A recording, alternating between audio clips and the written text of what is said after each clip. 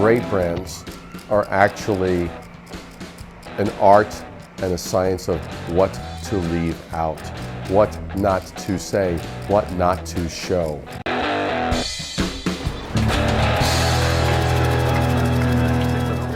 The last thing you want to be when you're a brand is to be like a hormonally imbalanced teenager who's out on their first date.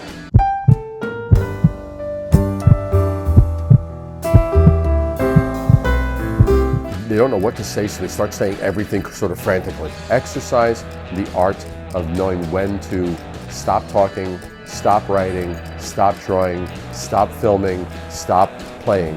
And it's the same with any art form, whether as a chef or a writer or a film editor, as a brand.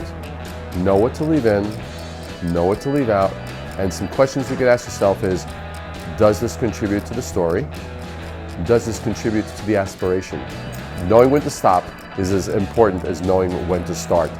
It's as much as the silence between the notes is as important as the notes themselves.